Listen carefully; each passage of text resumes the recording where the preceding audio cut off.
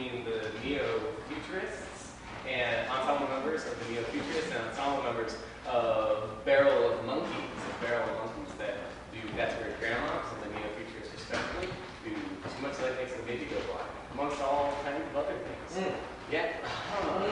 I'm Kurt Chang. I'm artistic director and ensemble member of the Neo-Futurists. I'm Joe Schubach. I'm the artistic director of Barrel of Monkeys, though my shirt is confused. That's not meant to confuse you.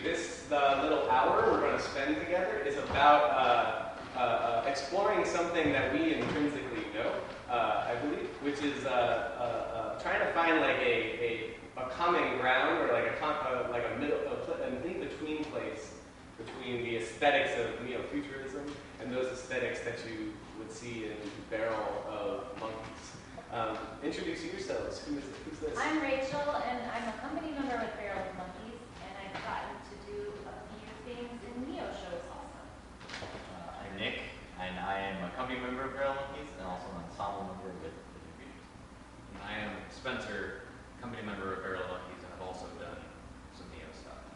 And I should also say that I'm also a company member of Barrel of Monkeys.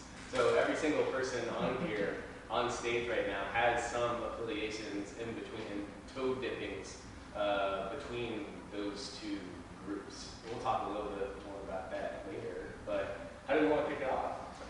I mean, I don't know. I was just gonna say, like, number one, we might be writing down things as we make connections, and we invite you all to make connections with us. So some things are gonna be pure performances, and then we're gonna have some time to actually talk about what we just saw and ask questions and explore and identify things that you see as either a connection between two pieces that are happening in the story today, or also a connection perhaps that you make between what we're doing today or what we're saying today and a show that you have seen in this building or anywhere. I don't know. We can make connections anywhere. Right? Yeah. Lay claims, yeah. People artists. How many of y'all have seen Neo-Futurist work? Neo-Futurist work. Good chunk. Tito and Halo? You've never seen us? Have you never seen Neo stuff? I've done this goal. Yeah. And then for Barrel Monkeys, right? Yeah. Excellent. And who has seen Barrel Monkeys stuff? Excellent. Have you, Barry? No, you never have? Really? Ooh, this is exciting. Yes, it is. Let's just talk to you a little bit about the history of the two companies, specifically thinking about where they intersect. The Neo-Futurists were born in December of 1988 with a show that's called Too Much Light Makes the Baby Go Blind, 30 plays in 60 minutes. It happens every weekend, Friday, Saturday, and Sunday, over in that room. That's the theater. What we're in right now is the State Park. It's got a holding pen between the theater and when the audience comes in to see the show, Too Much Light. The Neo-Futurists are, this show that we do, what we said, 30 plays in 60 minutes. We have an ensemble of Neo-Futurists that are experts at writing 2-minute plays, which go inside of that show, Too Much Light Makes the Baby Go Blind. So when you come to see us, you see a variety of short modular works that we call plays, except they are between 0 seconds and 2 minutes, maybe even 5 minutes, maybe they'll go even further, but generally around 2. We operate under an aesthetic of Neo-Futurism, which means that it's a kind of counter theater or anti-conventional theater aesthetic. When we're on stage, we're always ourselves. That's why I'm talking directly to you right now. We, the Neo-Futurists, don't play characters. Whatever we're doing on stage is what we are actually doing. If I can't pretend to carry a really heavy suitcase right now, because it's actually not there, and I'll never attempt to make you believe that I'm carrying a really heavy suitcase. Essentially, it's a kind of like non-fictional theater where everything that we're saying is true to our experience and actually happened to us, or is actually happening in the room. And that's the gist of a very complicated and large, complex, paradoxical aesthetic of theater. You want to talk a little bit about Barrel of Monkeys? That sounds great. Yeah. Barrel of Monkeys was born in 1997. It was founded by Northwestern graduates who had worked in an organization at Northwestern called Griffin's Tale, which is a similar organization with similar values and modes of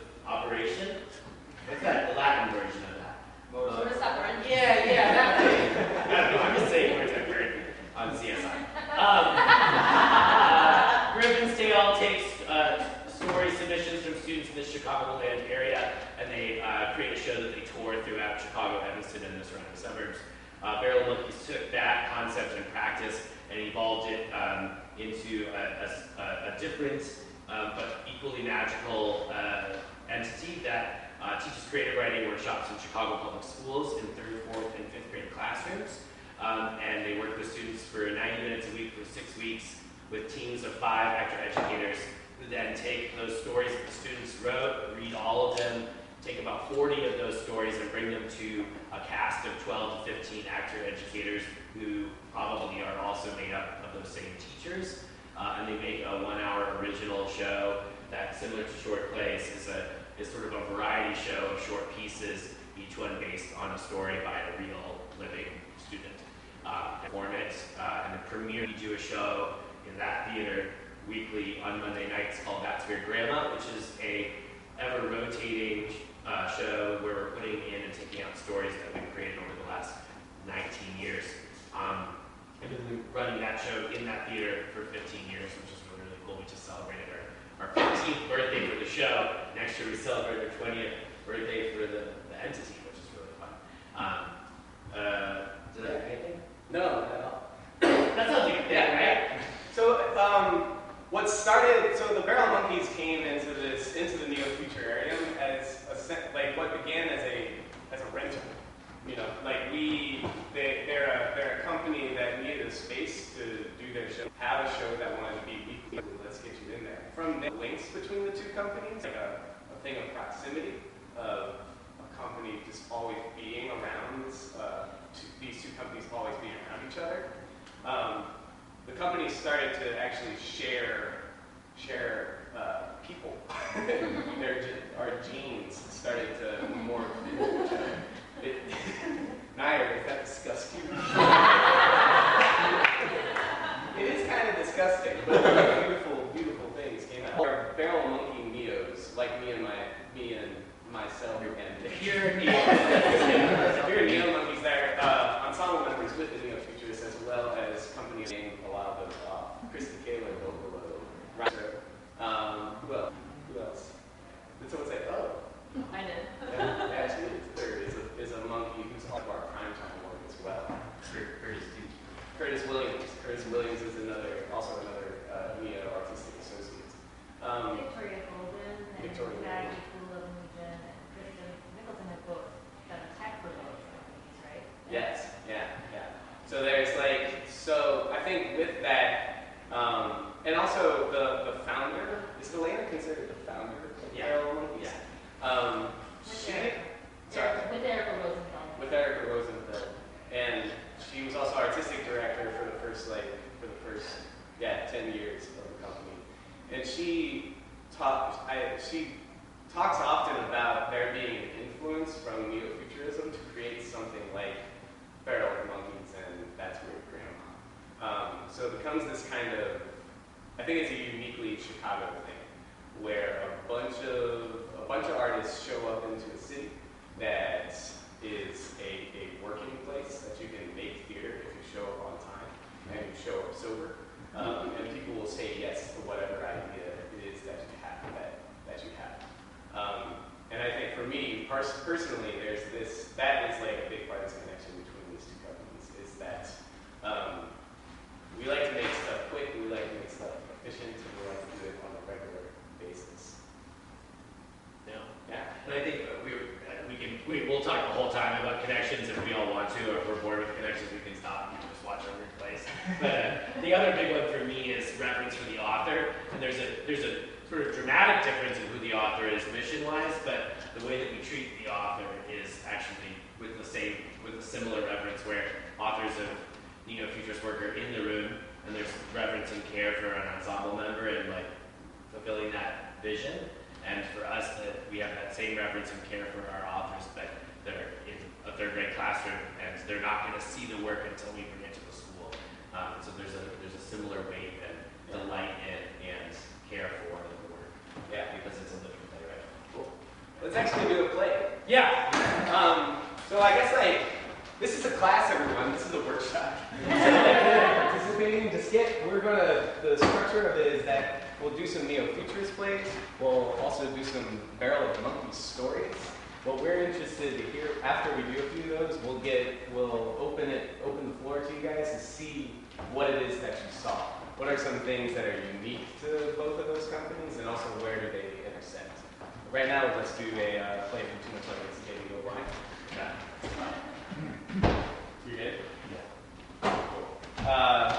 And the thing I should say right now, beginning with the word go, that's how you know that the play has started. And then they end with the word curtain, that's how you know a play has ended. And they all have titles. Great. You guys ready? So this is All Our Voices. All Our Voices Go. Some years ago, I got cast as an understudy by a major Chicago theater institution to perform in a short play called Voices of Freedom. Voices of Freedom! The play was a collage of found text from interviews and full quotes relating to the historiography of various civil rights movements in America. Voices of Freedom! There are many characters of many different races and ethnicities in the play. Voices of Freedom! And the cast was made up of 4 actors. 2 were white, 1 black, 1 brown, and understudying was me, a kind of Chinese sort of white. Voices of Freedom! The director had this idea that we would do this show with colorblind casting, where all of us can play all of the roles, that all of these words were our words, and that these voices, this message was ours. Voices! So the 4 actors would play these parts, but it was weird because the director cast it like this. She put all the black and brown men roles. The brown guy played all the black and brown parts, and the white guy played all the white and Asian parts, and the black girl played all the black and brown and poor parts, and the white girl played all the white and Asian and Jewish and poor parts, which, if you think about it, isn't actually colorblind casting. Voices! And it is really fucked up. Freedom! As a result, when I would understudy for the brown actor, I would play all the black and brown men parts. My most memorable moment of being on stage in this way was when we toured to a western Chicago suburb filled with African American 3rd graders. And I would step on stage as black school teacher number 1, and I would say to that room directly to their faces, I'm what folks down south call blue, as in I'm so black, I'm blue. My grandmother told me if I washed my skin in milk, that I would turn lighter. So that's what I did every day, but I never got lighter. Whereupon, one kid from the unlit house, matter-of-factly, piped up. He ain't black. Voices of freedom!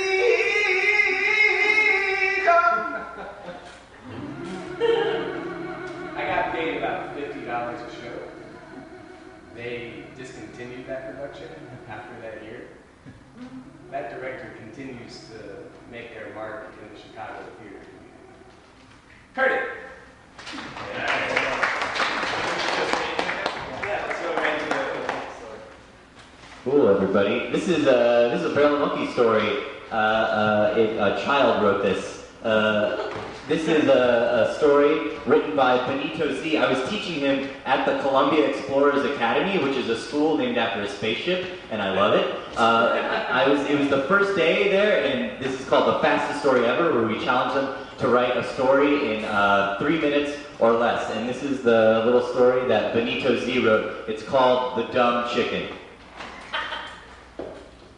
Dumb chicken, yeah, dumb chicken, yeah, dumb chicken, yeah, dumb chicken, yeah, dumb chicken, yeah, dumb chicken, yeah, dumb chicken, yeah, dumb chicken, yeah, dumb chicken, yeah, dumb chicken, yeah, once dumb chicken. There was a dumb chicken. There was a dumb chicken. There was a dumb chicken. There was a dumb was so dumb. He was powerful dumb. Mighty dumb, real super dumb.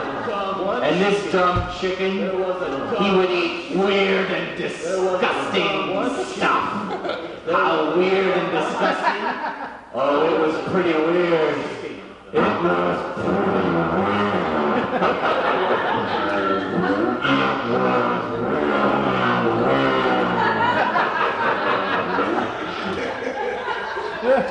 then one day, he played in the toilet and he drowned in the toilet and he played in the toilet and he drowned in the toilet and he died. In the toilet and he drowned in the toilet and he died. In the toilet and he drowned in the toilet and he drowned in the toilet. Dum chicken, yeah. Dum chicken, yeah. Dum chicken, yeah. Dum chicken, yeah. And he died. The chicken was deceased. He left the earthly plane. He died. He exited. He entered the void. He died. The end. Let's talk about, just say what it is you saw. What did you see that was happening in either the play or the story? One thing, I'll just start it off by saying, I talked directly to you. I spoke directly to you when I was saying this monologue, which is true. So that could be direct address under the The narration was supported by action either behind it, or it was narration met with visual support. Great, yeah. In both? In both. There's a stage script behind you and the action happening in the story. Yeah. Other things. They can be incredibly small. Yeah, repetition. Repetition? Nice. Yeah. Where was that? Well, the first one, what's the freedom? Yeah. Right, yeah. That's kind of like, that makes me think about, talked earlier about the efficiency at which we have to make work, right? This show makes new plays every single week on a weekly basis. Barrel of Monkeys makes, it's like 20 stories per school, probably? Yeah. I've got like 20 stories per like school, and like there are about 8 residencies, I think, per... It's like 15 student-based Right, shows. right. And we rehearse, the Monkeys, we rehearse like in a week, and with like 4 rehearsals to adapt, direct, and execute those plays. So there's a trick, there's motifs that we have to go to, like what's an easy thing to memorize, right? What's something that packs a lot of punch in a small amount of time? Yeah. What reads in a gym full of like 300 kids who are Yeah. all going like this? It's like, oh, well, here's the third time. Yeah. This is the story. Yeah. One other thing, and then we'll do another one.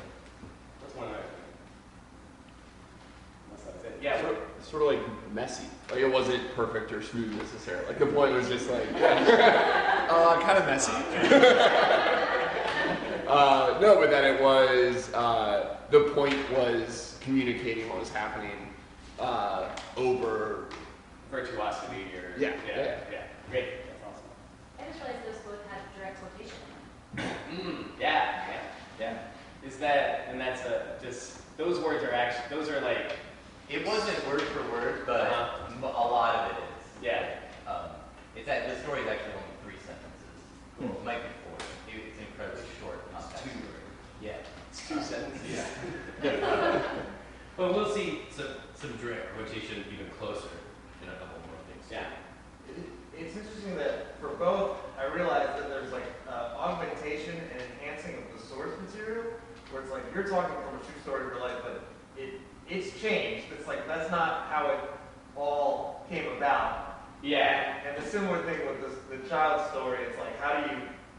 It's interesting. They both come from a true place. It's both like honest in a way, but then like a really clear.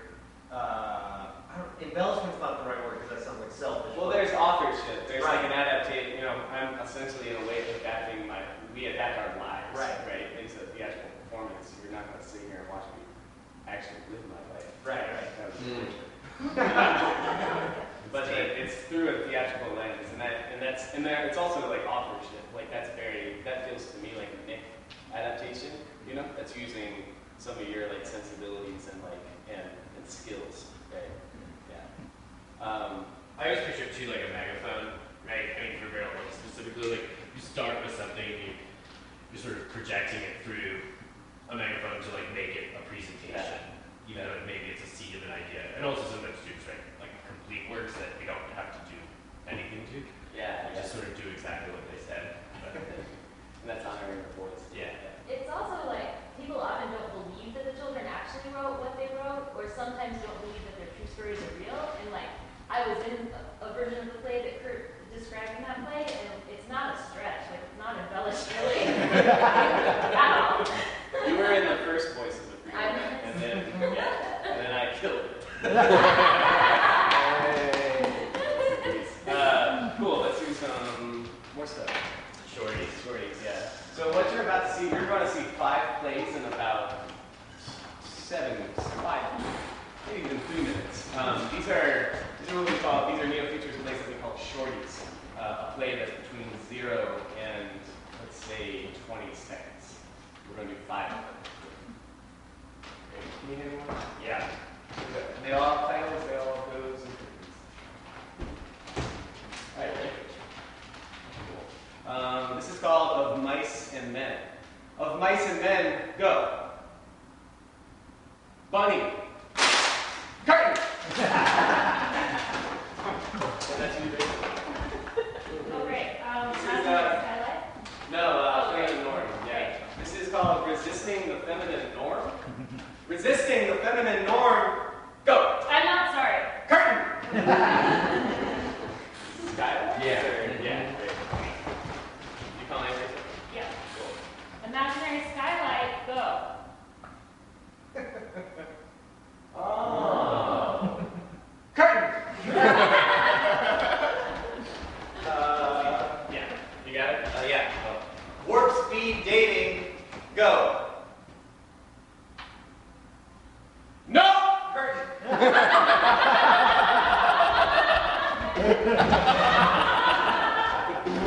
We get paid to do this? This is online! Cool. Joe, you got it? Yeah, I got it. Are you ready? Yeah. All right. Kool-Aid Man versus brick wall. Role reversal. Go.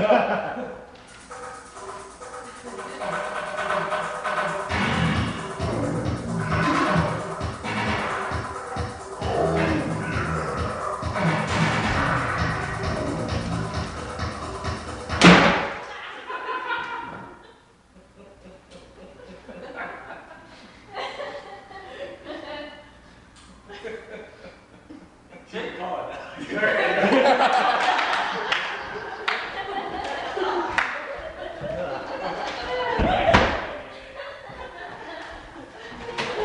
you okay? We forgot the ponchos for the splash zone. What's next? I don't think we're The gonna slip. darkness, the movement piece after this film.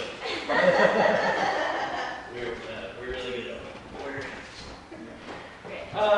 Cool. So the next piece, which I think I'm introducing anyway. Sometimes we like to create suggested spaces in Barrel Monkeys, and sometimes we like to create emotional landscapes, and sometimes those are the same things. This is by is it Tanaya? Yeah. From the Willa Cather School, from the Super 7 Girls After School program, and it is called The Darkness.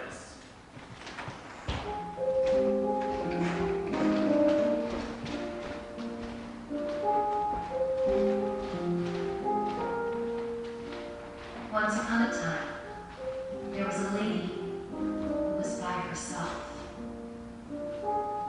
And she was just looking around, and she was on the bridge. Around me are familiar faces, worn out places, worn out. She wanted to swim home in the water, but she had on work clothes.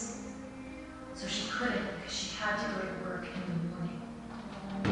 Going nowhere, the tears are filling up. And the whole family was going out, and there was nobody to watch her kids.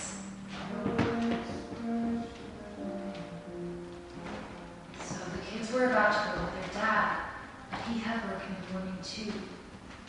And then her kids started crying. Find it kind of funny, find it kind of sad.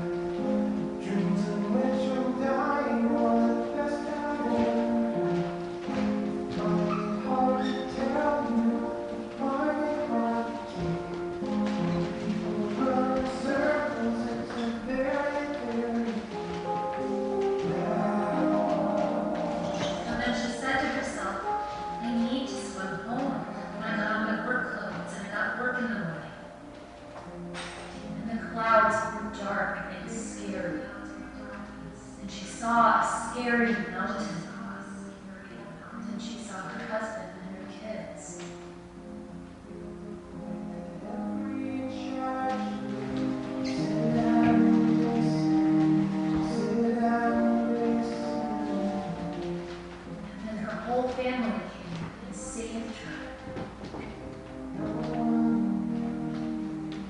And she hopped in the car and went home. Teacher, tell me what's my lesson? Look right through me. The end.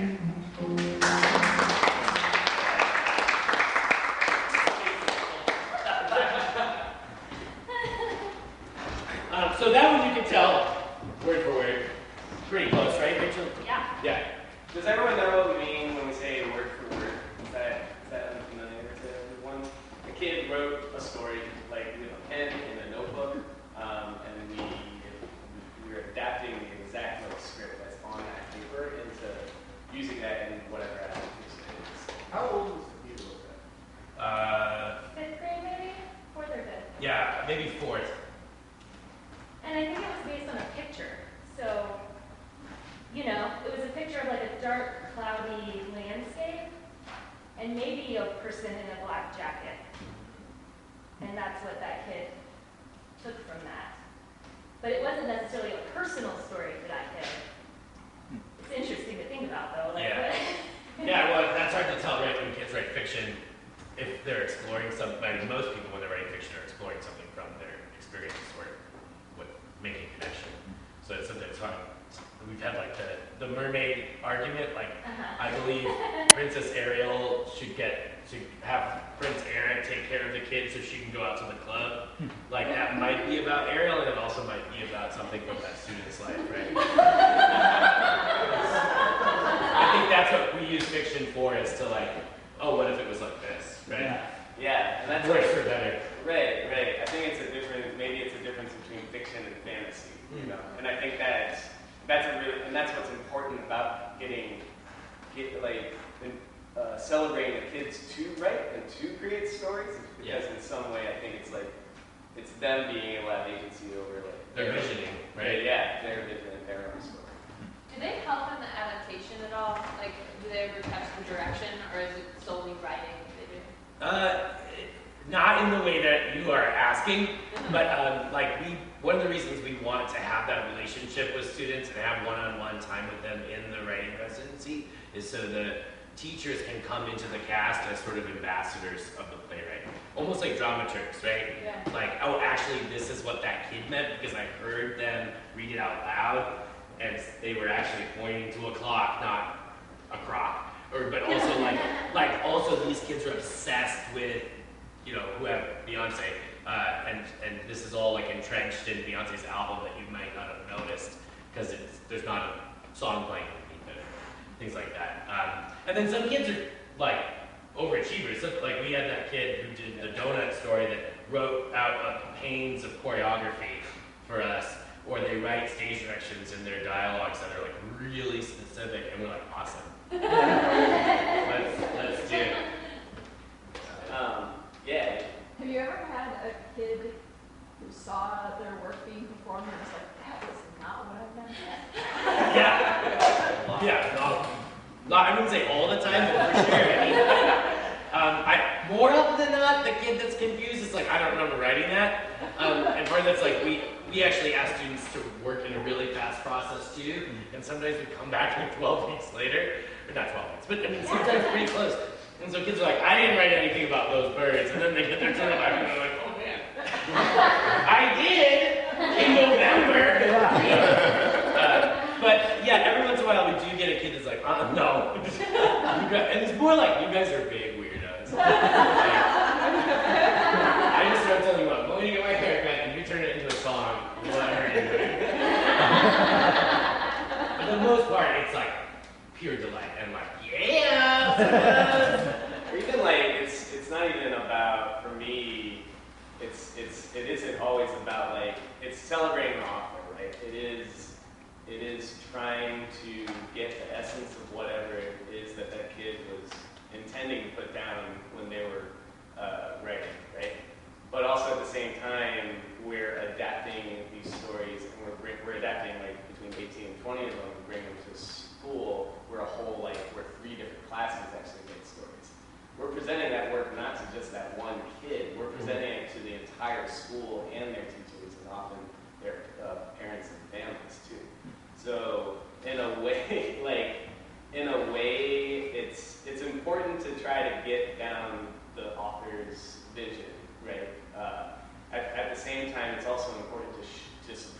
that author into the joy that they get from they took a risk in writing a story down, right? And to make it and adapt it and put it up in a place that it's championed and it provides entertainment to the entire school. I think there's plenty of times of going to do the school shows and, you know, they hear, the classmates hear someone's name and they point at them or they're like, yeah, awesome, like this is great. Or they watch the adaptation and all these people are just like, you know, like kind of glad handling like the author and like congratulating. I know him. Yeah. Yeah. How is it different in Too Much Life than when, you know, the playwrights are in the room and they're adults and they're your peers and not your students and the stakes are different? I think like the filter becomes different. Like the author then has like a lot, you know, the author's an adult and should be treated like an adult, you know. And we do value very much like autonomy and agency of that playwright being able to do what it is that they're intending to do, right? At the same time, it's not a solo show. Too Much Light or any Neo-Futurist isn't solo work as much as it is an ensemble of other performers that are working with that person. So there's critique, there's feedback, there's discussion about that thing. I, as a playwright, I'll be able to say, no, this is what I'm trying to do. This is my art. This is like my intention. This is the thing that I want to get done. I could say that all day. At the same time, there's 4 to 5 other people around me saying, that might be your intention. That's not actually what the play is doing. You know, like, and you have to take that into consideration. You have to consider an audience. Is that sort of like touch on it? I mean, it just seems like less dangerous, right? Yeah, less and more dangerous, differently dangerous, right? Because also, how do you critique a curriculum? And say, like, that play is not doing what you think it's doing. I'm curious about that process too. Yeah, with that, they don't sit down to write plays necessarily. They're sitting down to write their ideas. Oh, They're putting their ideas down and form them. Is that accurate? Yeah. Like you guys are- Well, so it's interesting, right? Because we're actor educators going in to teach sort of more narrative storytelling in some ways. So with all of us in mind, remembering that we're going to turn this into a play. So that's not a secret for the kids, right? But each week we have a different assignment. So it actually looks very different. Like the first week we're like literally, one of the reasons we do fastest story ever is because we're promising to the students that whatever they do is right. So we're like, even the story you only write in like 3 minutes is going to be the right answer. And then like even just like celebrating those afterwards is like, oh yeah, these adults weren't lying. Like they didn't like trick us and then try to like mark up our paper with red pen, right? Like they're like, nope, that's right, you did it, way to go, that's incredible. And then we write stories based on pictures, personal narratives from real life. Dialogues and persuasive arguments. Yeah. And then Usually as they get older, if we come back to the same kids a second or even third time sometimes, we get more into revision. And then we do have that process of having kids ask each other questions, but it's coming more from their peers, and also it's very constructive criticism. It's, you know, it's never like, that's wrong. Well, and we're also introducing tools often, rather than like evaluating mechanics or even art. Like we might say, oh, I want to know more about that character, but we're rarely saying like, well, no middle, huh? You know, like, or well, all these words are spelled wrong. It's like, actually, we don't care about that in a delightful way. And we'd still say the thing like, spelling is important. Your teacher agrees, right, Mrs. Watson? But then we're like, but for now, for this 90 minutes, don't worry about it. Because we're trying to pull those hurdles and challenges out of the situation that would cause like students to get writer's block or feel like the stakes are higher than they are. I think like we celebrate the students' writing and we are not too critical of it. We celebrate anything that you create. And then I think in the rehearsal room, we're challenging ourselves in the theatrical adaptation, like moving from page to stage. That's where there's this sort of critical eye going on for us to make this thing theatrically interesting, beautiful, and amazing, and different. And so that we can like bring them the product that we promise, which is like not only an adaptation of work, but like a professional, entertaining hour of performance performance that like ideally everyone watches it, but particularly authors would be like, okay, good play, you know, great. And ideally to inspire further writing and performance from those students too. Like, oh yeah, they just made a play with a weird halo and some markers and a trench coat. I could probably do that too. Like, take some of those hurdles out of that process as well. Yeah. When you guys, when you get the submission, so to speak, the stories, how much more follow-up are you doing with those kids, like meeting with them, and things like, hey, we were thinking this, or is there anything else you want us to know? Honestly, like zero. Yeah. So the next time we see the student is probably at the show. Okay. That being said, we have called schools or like found authors right before the show, and they're like, does this say Oprah or opera? Because we're like, snap, we can't tell, we gotta find out now. So like there is like, sometimes when it feels like it's like, we'll break it, or we'll be wrong, like we get somebody on the phone and get to the bottom of it, but often like the experience of the show is a surprise, and that was your question, right?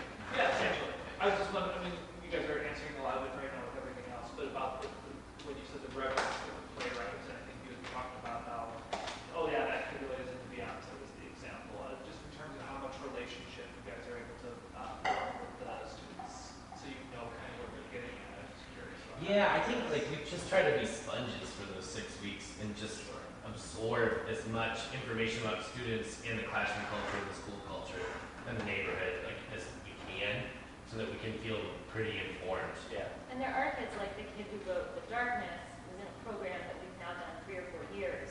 So we've had the same students many times. So we actually got to know those kids pretty well. Like the kids in our after school program, they have some more ownership, and we will sometimes ask them questions like, so what do you think about, you know, and pick their brains a little bit more because they're there all the time. Yeah. I think the relationship ends up being with both the practice develops the relationship with the school, with the entity of the school. I think that's very, as opposed to like the individual, like the kids, right? Because it is about just like being a sponge, letting the ideas sort of get captured at that moment, at that like prime age. And then, but developing a long-term relationship with like the community of those Chicago public schools, and specific ones in particular. Yeah, like we have 3 partners that we've been with for over 15 years, and like 2 that we've been over 10, and then the rest of like this year's process was somewhere between 1 and 5. But we tried really hard to come back to the same institutions over and over again to foster those relationships. Yeah. I think time-wise, I think we might want to barrel through some things. Barrel. We might have some more convo time. Synergy. Cool. One thought. We didn't talk about the shorties at all. One thought about the shorties. Oh yeah. They're shorties. Anyone? They're short. They're strange. I think essentializing. There's some essentializing thing that's happening there, and that both companies like are really good at. Almost feel like the opposite of like taking a 2-line story that this kid wrote and extrapolating it into a song, taking this entire experience, putting it down to the real it's just small. just like the one humorous idea or joke, and then just making the play just long enough to communicate that, and then whoop, we're off to the next one. Right. What's next? 7th grade. Cool.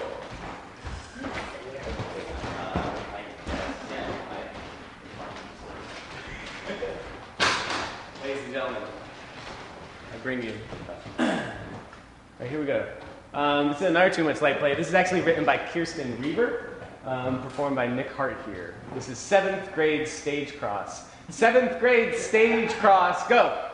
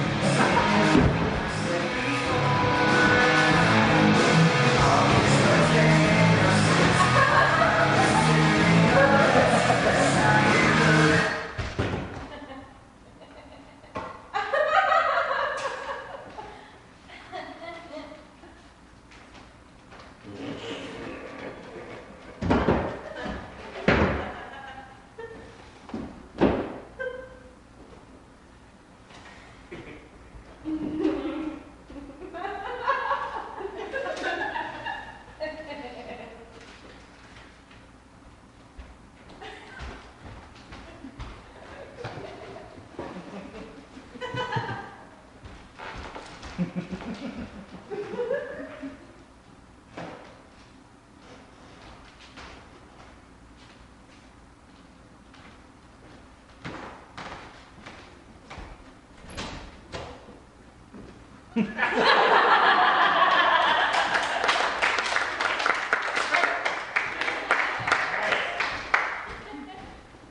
the next piece we're going to do is a true story right here. And so this is a personal narrative that a kid wrote from their own lives.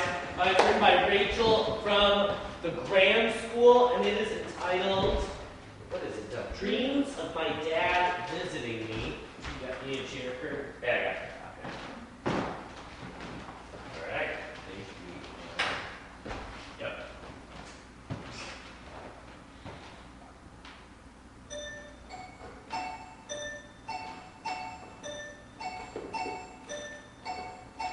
Every dream I have, my dad appears. It started after 12 o'clock.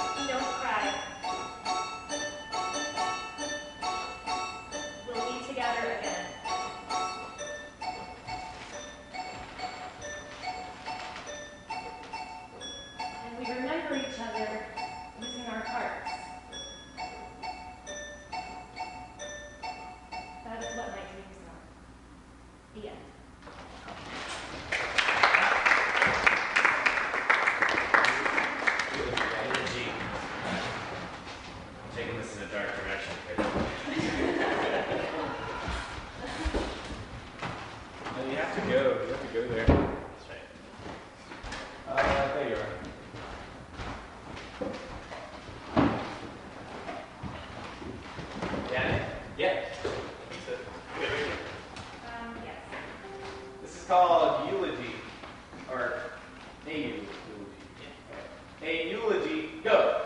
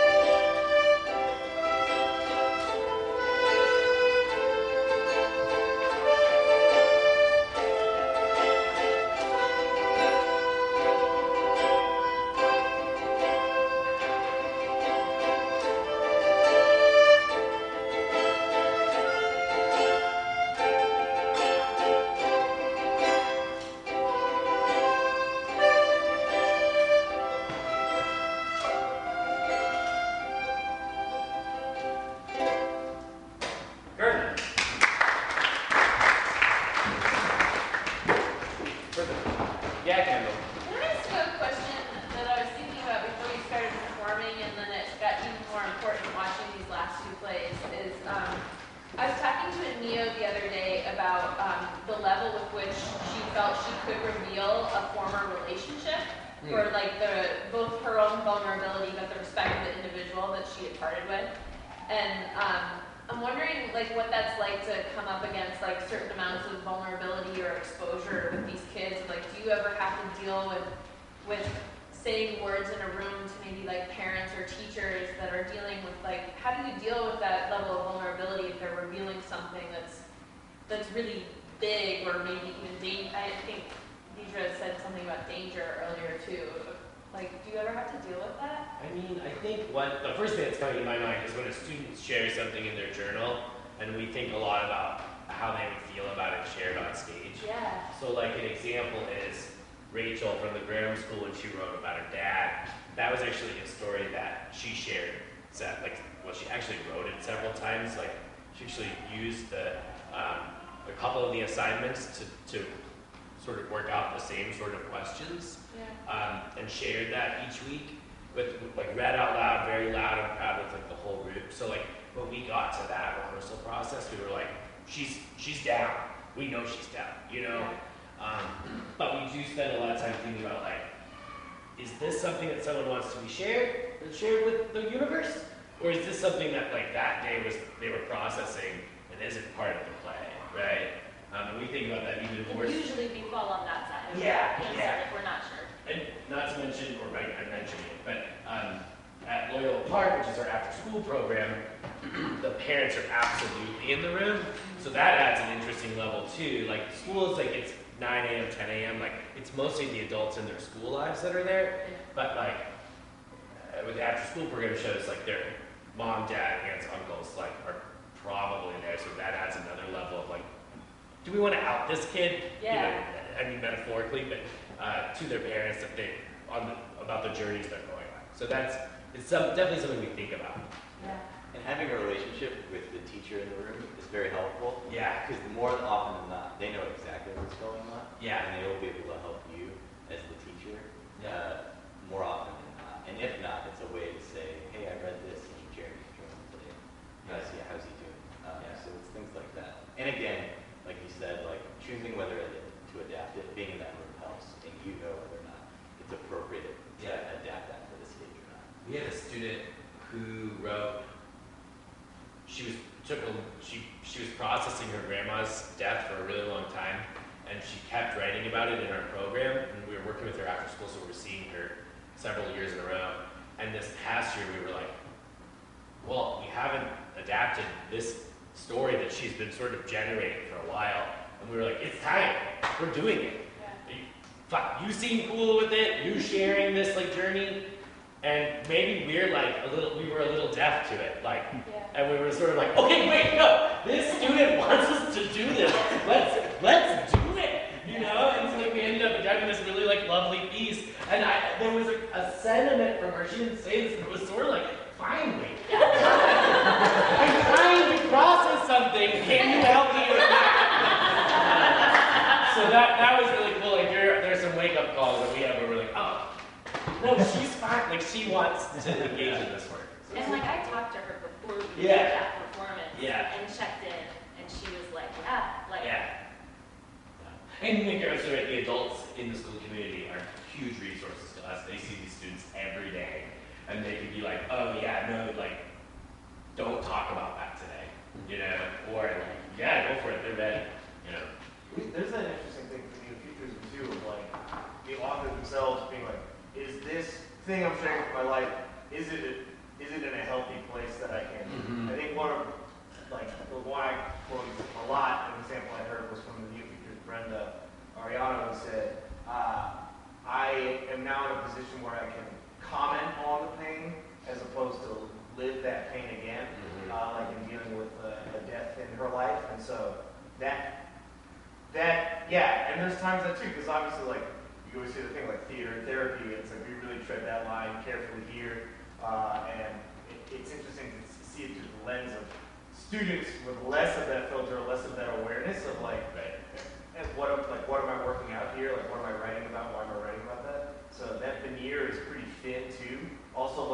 fictional stories that it's like, oh, clearly this is about your home life. You know, like the darkness for me is like, this is this child's home life, where her parents are working so much. And, it's an interesting exercise in fiction writing, and fiction and truth. And well, and fiction can be a buffer, right? Of course, because you could always be like, hey, I made this up, you know, when you start to feel uncomfortable about it. And then actually, in some ways, it's like playback theater, right? Even the fact that we're doing this instead of the students actually adds another buffer level. So it's like if it is personal secretly, it actually is a couple degrees away now, and we probably nuanced it in some way that makes it accidentally a little less personal. Yeah. So like by the time they see it, they're like, oh yeah, I see what they're doing. That's my emotional landscape, but no one else knows. I think it's a weird line to tread. Being in CPS schools, there are a lot of communities we're in where they are exposed to violence in their lives in some shape or form, and it's part of their lives, and we're wondering, like, you know, do we want to share this? Is this a voice that needs to be heard, an experience, or is this something that you still need to process is going to hurt and not help right now? And it's sometimes difficult. Speaking of school and bad things, we got one more thing for you. It's a little lighter. It's still heavy. This is Jake's Very Bad Day, and it is by, who is it by? It's by Cameron M. from the Dvorak School of Excellence.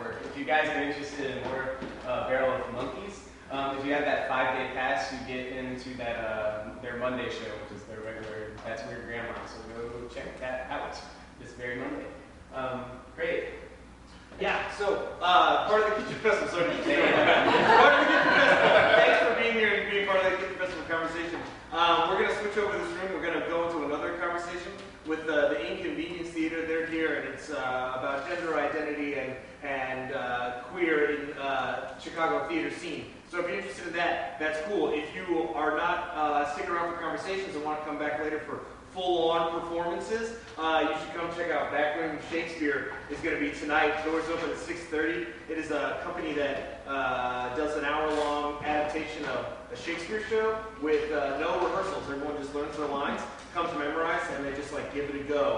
It is always a riotous time. So if you want to see that, do that. Come see someone's like. Come check out other stuff in the festival. Sound good? Yeah. Great. Thanks, guys. Thank you. Another thanks for the inconvenience. What's that?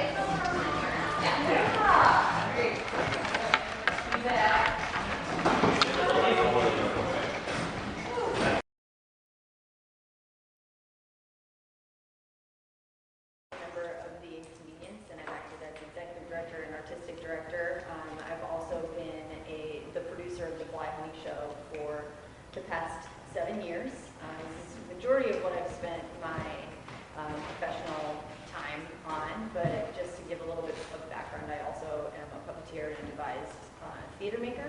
My background is in theater. I've been focusing on producing for, like I said, most of my professional life, and The Inconvenience is pretty much what I have to show for that. The Inconvenience, if you, does everybody, have you heard of The Inconvenience? Has anybody seen our work, or, yes, no, yes?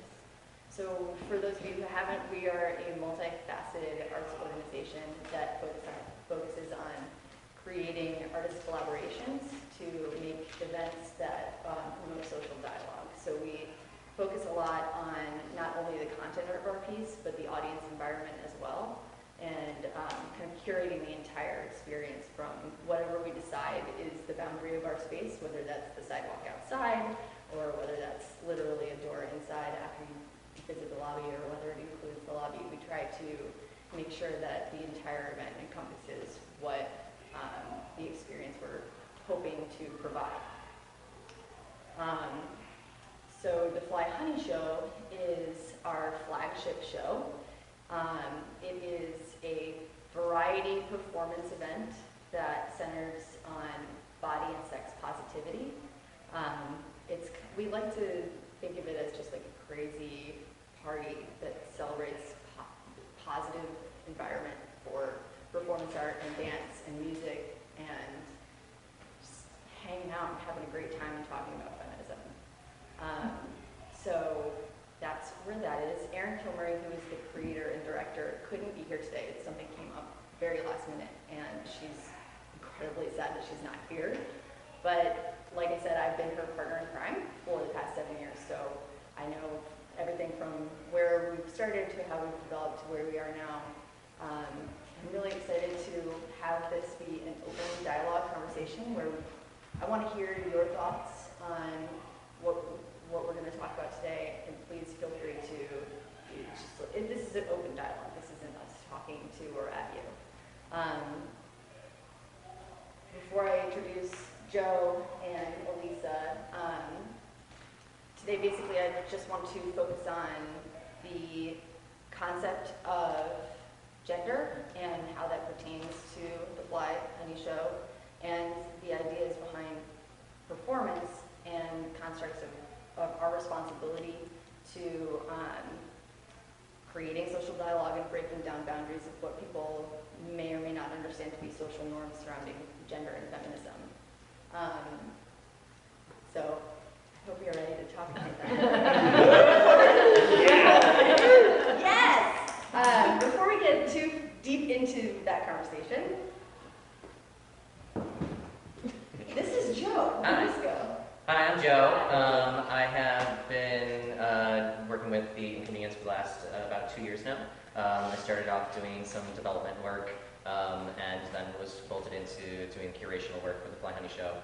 Do some stuff at Salon-a-thon. I do this other thing called Queer and OK, and I currently am running this new program called the Chicago Queer Arts Mentorship Program.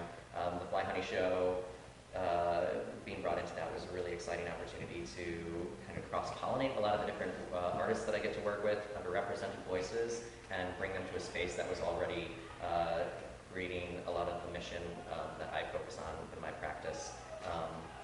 It's been a really tremendous experience, and this year's going to be even better than last, as every year is from there on. And I got one of the awesome opportunities last year to meet Elisa and the work that she does. So, hi. Hello, I'm Elisa Gregory. I am this year's one of 2 assistant choreographers for this year's Fly Honey Show.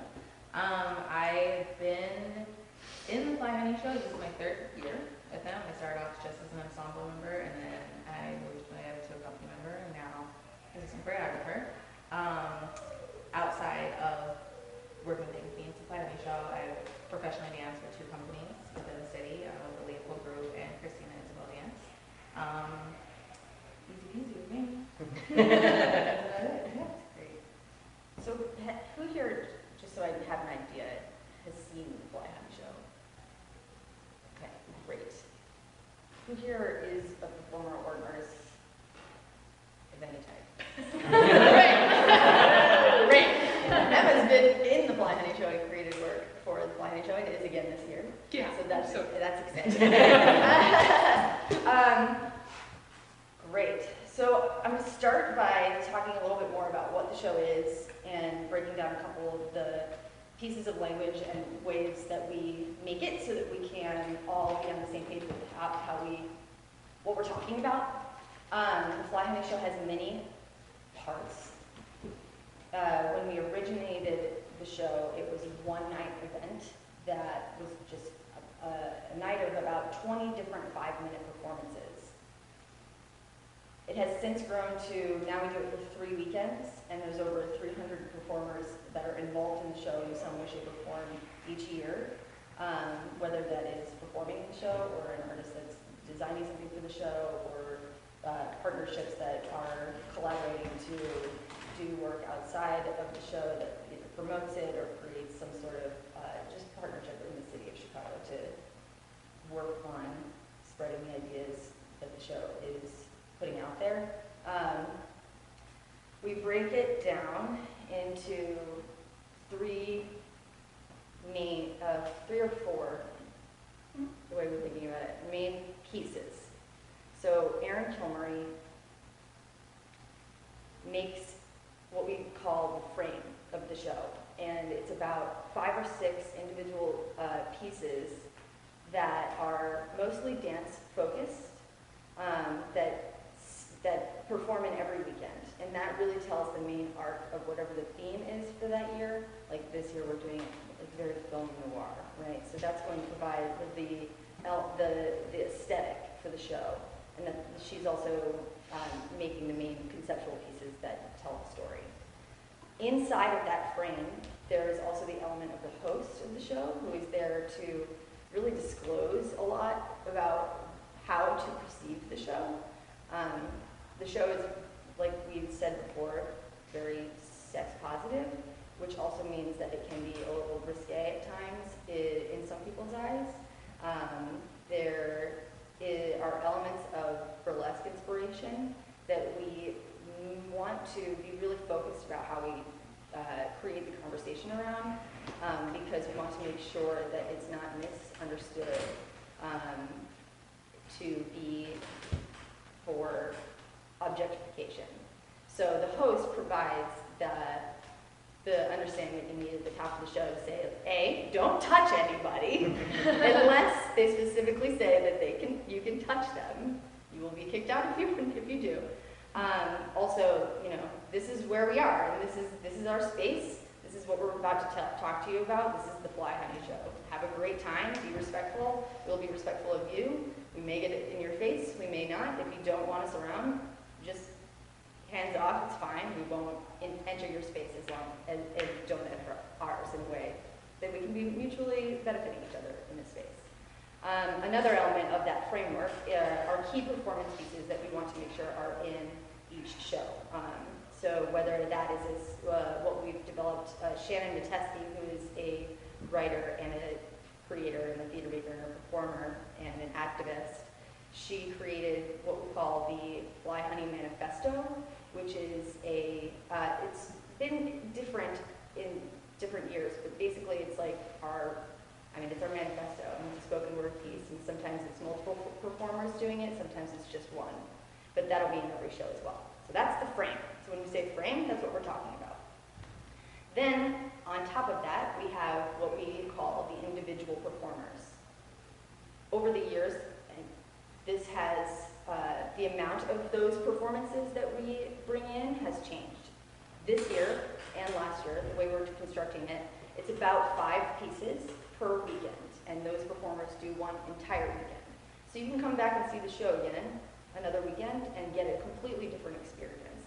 What those individual pieces are, and this is a big part of Joe's job as co-curator of the show, are performance artists that Joe and Aaron identify over the year that are creating work that we feel has a really unique feminist perspective or a really powerful feminist perspective. And we try to diversify that over mediums and perspectives per weekend. So we invite about 15 people to create work specifically for the show, or to present work that they've already created for the show. for a specific purpose in the show. Do you seek them out, or do they seek you out, or is it both, or? It's a little bit of both for that. So there's those 15 people or groups, acts as it were, and then there's 9 single night artists as well. So there's always one new artist every single show. But yeah, there's last year we did a little bit of an open call. This year we kind of had an invitation slash anybody who asked, we sent a proposal to, and they could get in on that. And as Missy said, some of the main goals of how we assess how to accept people into that is representation of artistic form, what kind of feminist perspective are they adding, where are they hitting the themes on sexual positivity, body positivity, and also how do we increase the level of representation from artists in the show, specifically looking at queer, black and brown bodies. That's we always just want to make sure that we're doing better with by offering space to and including those conversations. Are these typically people who are already in the community doing these acts, or is it they build something special for the Fly Honey show? A little bit of both as well. There have been times where we've said, Darlene Scherer, wow, this piece that we saw you perform, we would love to have this as part of the show this year. If you're interested, would you mind filling out this blah, blah, blah. And then sometimes people propose specific things, which Lisa can talk about. So last year, I put a piece in the show, and Joe, that was one of they sought me out for this one. And I decided for my specific piece, it was more around the Black Lives Matter. And that as me as a Black woman, and I brought in 2 other brown bodies in there with me, and it was a dance piece. And I brought it in as I wanted it to showcase what, and let the audience know what this is for me, right? So as a Black woman, what I'm experiencing, what I'm thinking, how I'm feeling. I had Sasha Smith up there, and she was singing, and she brought in her perspective as well, and Bear Bellinger did an amazing spoken word for it as well. So when it comes to those special acts, it just varies. And with me, that was what I felt for me as was the most important to bring to the show at the moment. And it was such a critical piece too, when we talk about cultivating works that can be really sensitive or hit on some really important social issues, it's a different kind of feeling to absorb into a celebratory kind of cabaret-esque event. But I think there's totally room for those things, and we try to work with this call-in versus call-outs even more explicitly this year way of doing things. And this piece that was brought in last year was for one weekend, but then Another thing that just is when you're dealing with this many performances, it's not the show is not open mic style. It's completely fully produced. So we know pretty much what everybody's bringing in. We have a huge tech rehearsal where we completely choreograph all the transitions as well. And every time we do this, we have one rehearsal with everybody, and at the end of the night, we say to ourselves, well, we have to change the entire fucking show now. Because we're trying to design, people's experience from top to bottom. So we want to make sure that, Elise's piece is sitting in the right place in the show where it's going to have the greatest effect. So it's constantly changing. And when Elise performed her piece for that first weekend, it was so powerful that it needed to become part of the frame. So I asked it. Luckily, all 3 of them were doing the entire show anyway. So they were dancing, and they were all part of the company as well. That's a part of the main frame. So we asked her if she would present the piece for all 3 weekends as a part of the solid frame of the show so that nobody was missing it. And we try to have that flexibility so that we're responding as much to the audience and to the artist experience as much as we are trying to design it. So that's 1, 2. Then we've got the frame and the individual artists. And the third part, which I think is the most important or interesting to me as a producer, is the ensemble. The Fly Hive Honey Ensemble is between 30 and 50 performers that break themselves apart into what we now call the Honey Ensemble and the Hive Ensemble, which we previously referred to as the Honey Ensemble and the Homie Ensemble. So it's very feminist forward, a dance group tease, where it is the most burlesque element of the show, and then also masculine forward for the homies and what we now consider the Hive. And really, the only thing that you have to do to be a part of that ensemble is commit to 5 rehearsals and a full weekend of fun. You don't have to have any previous performance experience. You don't have to have any. There's no other qualifications except for like just show up, be committed, and be positive. Over the years, that ensemble has grown into something incredibly. They have added to the show in such a way that it has become theirs more than it is ours. There are honeys and homies and Hive ensemble members that have been with us from the very beginning, and there's new people every year as well. So we try to encourage in the rehearsal room, which Elisa can speak a lot more to because she's choreographing it and teaching all of these like 50 some odd performers in 5 rehearsals, an entire 2 hours worth of experience that they'll never do together. Because they're all in different weekends. We try to create an environment in the rehearsal room it's the way that the ensemble happens is, like Missy said, you only have to make 5 rehearsals. And they're spread out over a period of time. And then we have 1 mandatory rehearsal that you have to make where we get everyone together. Because what happens in the rehearsals is you're never fully with your weekend, if that makes sense. So we have 3 weekends, so each weekend has a different ensemble. There's a core group of company members that do the full run, so we'll always have like those staples, but the rest of the cast, the rest of the ensemble is rotating the whole time. So in those, like Missy said, in those 5 rehearsals, we have, it's changed. My first year that I did it, the whole ensemble did the opening and then the final tease. And then this now, the way that it's changed is that there's 3 teases throughout the show. So you're given a group, either group 1, group 2, group 3, and then at the end of group 3 is our final tease and our final reveal. So in those 5 rehearsals, you will learn your specific group and maybe a couple other small little intricate dances. But the rehearsal process is much like the show, where it's work, but it's a party. You know, we're having a lot of fun. We are moving our bodies. We're supporting each other. We're, guessing. It's amazing. we had our first one on Tuesday, and I was like, it's happening again. It's the same thing. Like I said, it's work, but it's so, for me, it's so, it just makes me feel like warm inside.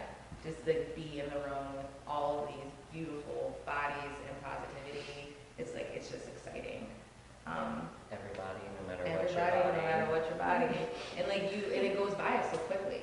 Mm-hmm. We're like, oh, this is our 4th rehearsal. Okay, we have, and we're present, Aaron, myself, and Casey, we're present at all 8 total. It was only 8 rehearsals. So everyone has to make those 5 in that time. And it's like, oh my gosh, we taught everything. The show's happening now. Already, so, but it's so much fun, it does not feel like work, if that makes any sense at all. Yeah, which I think is really important. It goes back to how the show has developed over the years. When Erin first decided she wanted to do this show, part of the reason behind it was because she didn't feel comfortable taking her clothes off in her body. And she's a dancer, and she's also sort of an exhibitionist and wanted to feel comfortable in her body and get on stage and take her clothes off in front of people and not be slut-shamed for it. So she decided to invite a bunch of other people to do it with her as well. And through the years, we've realized, there is something really important about confidence and about being able to have a positive environment supporting your choice to be on stage in front of people. And so having people who are not performers in the show, I think provides us with an opportunity to see transformation from the beginning of the rehearsal process to the performance of a confidence level, and that hopefully is supporting an understanding in the performer themselves and also in others around them in the rehearsal room and also in our audience of confidence in body, no matter what your body. Go ahead. I guess I was interested in, I think like, so the interpretation for me is that like the show is like this like defiantly positive thing, and you had mentioned like there are times where performers will be like getting up in people's faces and but also while creating like a safe space that's like a very positive space for everyone, and that's something that at times we attempt to achieve here with Too Much Light. It's like a safe and inclusive place, but there's times where there is some abrupt interaction with audiences, and it never really came to be too much of an issue until we took the show on the road, and we did a show once and I had brought someone up on stage and everything was fine and it seemed vetted, and afterwards another audience member was like, do you normally just like bring people up on stage and like put your hands on them and stuff? And it was something that just like really I had considered in some lengths but not to that full degree. So I just wonder, like, do those ever collide? Because I want to create a safe space for everyone, but there's also a little bit of agitation that's involved for whatever the motive of the piece is. So I'm just wondering, like, I feel like the Fly Honey show is a place where that is ripe, like that conversation can happen. I'm wondering, like, how does that happen in the moment, if that's something you could speak to? Yeah, that's a question we're wondering too, because, you know, do you find, I feel like both of our audiences know what to expect a little because we've taught them over the years. So how do you do that with a new audience? And we've had a little bit of experience with that in having had the Fly Honey's commission to do events outside of our space, which has both been successful and not successful, right? Because if we only bring our dancers, then sometimes it's construed as being for the male gaze. Think of them just like sexy dancers in their lingerie, high kicking in front of their faces for them.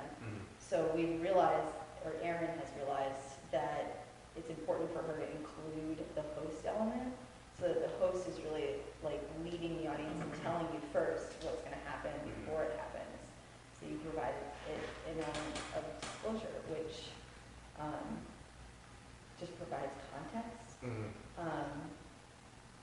Yeah, we're thinking a lot about that too, as we hope to eventually take the show a piece of it on the road as well. Yeah, Mary as Williamson as the host definitely sets up this structure like at the top of the show, talking about, you know, it's immersive in a lot of ways and intensive, and you're very close to artists who are performing, and this consensual idea is put out there, and also kind of the barriers and limitations of that, like, you know, explicitly said, don't touch anybody unless you want to be touched back, unless they're giving you permission in some way, and however that exchange works for you, and obviously that's going to be different for a lot of different people. Sometimes that's like, you know, the cruising gaze. Sometimes that's a, you know, an actual ask or, you know, a gesture of some kind. And I think, I don't know, that agitation is a remarkable place of vulnerability, and something that maybe should continuously be explored. But it does not come without consequence on occasion. Also, I totally forgot to mention at the beginning, but wanted to say, you all have like little note cards. So if you want to write down questions that either you want to share during this conversation, or maybe you want to like just have for us to think about and talk about later, or engage with you, feel free to write that down. We're really going to steal all of your ideas. We can give them to us. Did you like find, like, when you had like the first Fly Honey show, were there things that you like did like this host character or job come out of a need? Did you have people that were coming to the show? Was there like blurry lines and you know? Yeah, sorry, I didn't mean No, kidding. Yeah. The host was out of a need, not for the audience. for us, how do we transition between these pieces that are totally different and need setup and breakdown without having dead space on the stage? Yeah. And the answer is a host. And also that is, from burlesque and cabaret events, it's just a piece of the material that's always been, there's an MC. And so, we had an MC, and for the first year, it was both Mary Williamson and Ike Coulter. And as we moved on, we realized that Ike is still and has been providing writing for Mary, and Mary writes a lot of her own material, and now she writes the entirety of it, but they've developed language over the years that it's really her voice forward, which also totally not in, we've then, so to move forward with your question and then to move it somewhere else, after experiencing the show and wanting to be more explicit with how we want people to experience the content, we've worked with Mary a lot more specifically about what kind of language it's important for her to include in the introduction, which her intro is about 10 minutes of material of just dancing, singing, and explaining rules. Here are the rules. We also, in the rehearsal room, and especially when we're all together in a space, there's so many different people that it's really important for us to spend a half an hour just talking about safety, and that goes both ways for our audience and for our performers. So it's equally important for us to disclose to our performers how to understand our audience. So talking to people about a physical cue and realizing when someone doesn't want you to advance on them and is asking you to get the spotlight off of them, or is engaging too much in that they're taking the space from the performer because it is the performer's space. And so it's a lot about learning, like giving and taking space and being knowledgeable in the moment. And we also disclose to our performers who and where they can go to if you see something, say something. Like if there's someone who's too intoxicated in the audience and is being inappropriate, they know to come pretty much straight to me. And I usually talk to that audience member and try to encourage them to change their attitude.